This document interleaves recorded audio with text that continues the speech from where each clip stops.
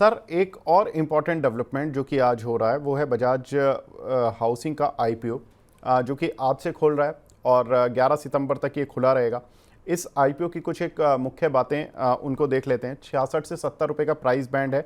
IPO का size 6560 crore रुपए है और उसमें करीब 3560 करोड़ रुपए तो फ्रेश इक्विटी रहेगी और 3000 करोड़ रुपए की प्रमोटर की तरफ से ओएफएस रहेगा, यानी कि वो अपना हिस्सा बेचेंगे 3000 करोड़ रुपए का। और अगर हम कंपनी की फाइनेंशियल फ्रंट की बात करें तो FY24 में कंपनी की आय करीब NII जिसको नेट इंटरेस्ट इनकम बोलते हैं 2510 करोड़ रुपए थी, मुनाफा 1710 करोड़ रुपए था और EPS करीब ₹2.50 ₹2.60 की रही।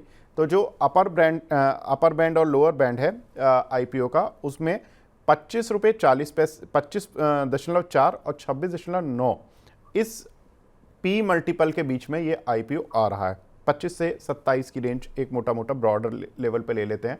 Price to book value ratio के आधार पर 3.2 के बुक वैल्यू रेशियो पर आ रहा है।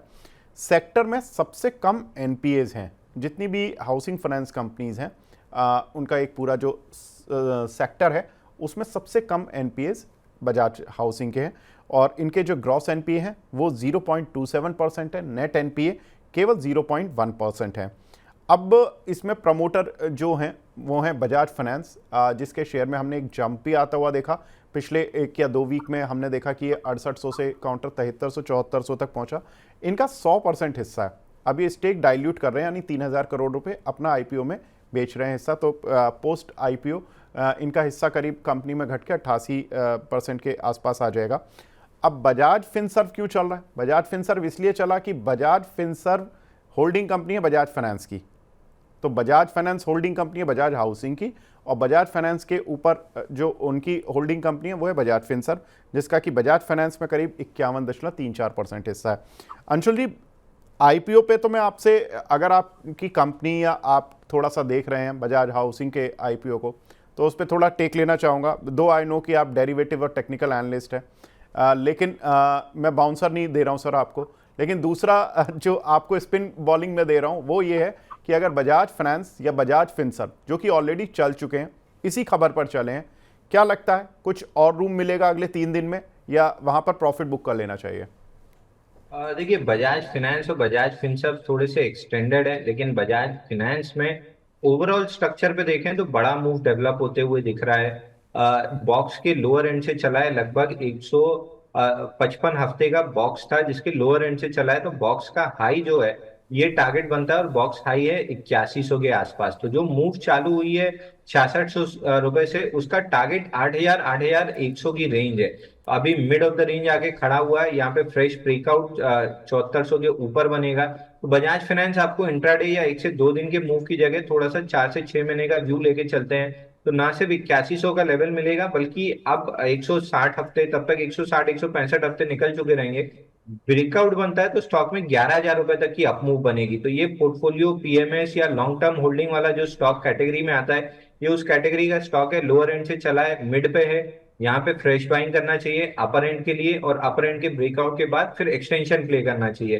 तो दो टारगेट आपको दे रहा हूँ, 8100 का, और 8100 के ऊपर जब ब्रेकआउट बनेगा तो फिर समवेयर अराउंड 11000 तक के टारगेट मिलेंगे। आप ही के प्लेटफॉर्म पे दो ऐसे स्टॉक मैंने रिकमेंड किए थे जो बॉक्स के लोअर एंड से चले थे 1440 के आसपास। इन्फोसिस आ देखिए बॉक्स हाई ब्रेकआउट देके वो खड़ा हुआ है। दूसरा स्टॉक जो हमने रिकमेंड किया था वो था एशियन पेंट्स, वो भी देखिए बॉक्स के मिड तक आ गया, बॉक्स के हाई 3500 3550 तक जा सकता है। तो ये उसी कैटेगरी का स्टॉक है, तो इसको थोड़ा सा स्विंग बेसिस पे खरीदना चाहिए। दूसरा बजाज फिनसर्व में भी सिमिलर पैटर्न है, यहाँ पे बॉक्स का ऑलमोस्ट ब्रेकआउट आ चुका है। अब यहाँ से पुल बैक कहीं भी मिलता है 1820 के आसपास तो लॉन्ग करना चाहिए। 2050 तक के आपको स्विंग बेसिस पे टारगेट मिलेंगे, जो अगेन 4 से 6 महीना समय लगा सकता है। तीसरा IPO हम ट्रैक करते हैं विवेक जी, अगर अच्छे IPOs आ रहे हैं तो जरूर ट्रैक करते हैं। बजाज हाउसिंग हमें काफी अच्छा लग रहा है, हम अपने क्लाइंट्स को बाई रिकमेंड दे रहे हैं, बट अगेन इस सलाह के साथ दे रहे हैं कि जब इस IPO की लिस्टिंग होगी तो तीनों काउंटर्स में थोड़ी सी सेलिंग आएगी। तो लिस्टिंग के समय आप प्रॉफिट बुकिंग करके तीनों स्टॉक्स में प्रॉफिट बुकिंग कर लें और फिर थोड़ा सा नया बेस बनने का वेट करें। तो जब तक लिस्टिंग नहीं आ रही है, हाई लाइकली है कि इन दो काउंटर्स में बाइंग बनी रहेगी और IPO में भी काफी अच्छा सब्सक्रिप्शन आएगा। जब SME में जो IPO आया था 12 करोड़ का, जिसमें थोड़ी सी कुछ अलग तरह की न्यूज़ेस भी चल रही हैं, जी। उसमें जब 50 करोड़ रुपए मिल गया था, तो बजाज जैसे अच्छे नाम को मैं मान के चल रहा हूँ कि करीब करीब 50-60 गुना, पेसिमिस्टिकली भी बात करें तो 50-60 गुना ओवर सब्सक्राइब तो जरूर होगा इस आईपीओ। बिल्कुल। तो यानी कि सब्सक्राइब करने की राय है अ, लक्ष्मी श्री इन्वेस्टमेंट की तरफ से। और इस काउंटर में जब लिस्टिंग गेन के लिए आप एक बार घुसें, अगर लिस्टिंग गेन मिलता है तो एक बार फिर रिव्यू कर लेंगे कि उस दिन क्या परिस्थितियां हैं। लेकिन लिस्टिंग गेन मिलने के काफ़ी चांसेस हैं, क्योंकि बजाज ग्रुप का आईपीओ करीब 30 साल बाद आया। तो और बजाज ग्रुप एक बड़ा ब्रांड है, और आईपीओ भी कोई इतना महंगा नहीं लग रहा इन टर्म्स ऑफ वैल्यूएशन, क्योंकि 25 से 27 का पी मल्टीपल, ये भी FY24 की ईपीएस को देखते हुए। अगर हम FY25 FY26 जो ब्रोकिंग हाउसेस के जो एस्टिमेट्स होते हैं उनको डिस्काउंट करेंगे तो थोड़ा और सस्ता हो जाएगा, तो वैल्यूएशन के आधार पर। तो वैल्यूएशन ठीक है, पी ईपीएस के आधार पर price to book value ratio जरूर 3.25 का है, वो भी ठीक है, कोई मतलब महंगा इतना नहीं कह सकते, क्योंकि हमने बहुत सारे प्राइवेट बैंकिंग स्पेस में, प्राइवेट एनबीएफसी स्पेस में थोड़े price to book value ratio higher होते हुए देखे हैं। प्रियंका जी का सवाल है, अंशुल जी, आधार हाउसिंग पर इनकी जो खरीद है वो 429 रुपए की है, अब क्या करना चाहिए, इनको होल्ड करें या बेच दें?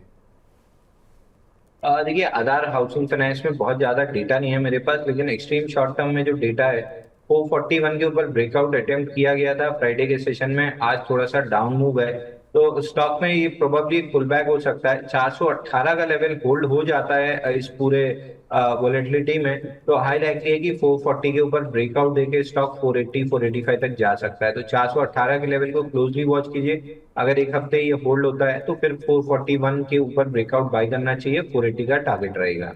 जी। बजाज हाउसिंग फाइनेंस का आईपीओ आ रहा है। हाउसिंग फाइनेंस कंपनीज में इसलिए थोड़ा सा एक सेक्टर में थोड़ा सा नज़रें चली जाती हैं। कुछ sir LIC housing, PNB housing, ये दोनों तो ऊपर हैं, बाकी कुछ हाउसिंग फाइनेंस कंपनीज नीचे हैं, लाइक इंडिया बुल हाउसिंग जो कि अब सम्मान कैपिटल के नाम से आता है, और हमने देखा आधार हाउसिंग, ये भी आज 3-3.5% नीचे है। सर पहले तो बजाज हाउसिंग पर आपका व्यू अगर कुछ है, दो आई नो कि आप टेक्निकल डेरिवेटिव्स ज़्यादा देखते हैं, आपका कुछ व्यू बजाज हाउसिंग पर है, उसके अलावा आप कोई हाउसिंग फाइनेंस कंपनी को कंसिडरिंग कि आईपीओ आ रहा है तो फोकस कर रहे हैं क्या? हाँ, डेफिनेटली ओवरऑल मुझे लग रहा है कि आईपीओ सक्सेसफुल रहेगा definitely. But fresh investment in other housing companies में अभी ये लेवल पे रेकमेंड नहीं कर रहा हूँ। मुझे लग रहा है कि हाउसिंग सेक्टर में थोड़ा एक कंसोलिडेशन आएगा, जिस हिसाब से प्राइसेस बढ़ गए, और मुझे लग रहा है कि थोड़ा एक कंसोलिडेशन आएगा हाउसिंग सेल्स में, तो डेफिनेटली इस पे भी असर आएगा। तो आईपीओ में रेकमेंडेशन है, बट अदरवाइज कोई भी हाउसिंग कंपनी पे ये लेवल पे इन्वेस्टमेंट करना थोड़ा मुझे डाउटफुल लग रहा है। बिल्कुल। तो सर को कोई भी हाउसिंग फाइनेंस कंपनी अच्छी नहीं लग रही है। अंशुल जी, आपको कोई लग रही है? PNB हाउसिंग, कैनफिन होम, इतने सारे ये हाउसिंग फाइनेंस के कंपनियां हैं, GIC हाउसिंग है, LIC हाउसिंग, बहुत सारी कंपनियां हैं सर, कोई है?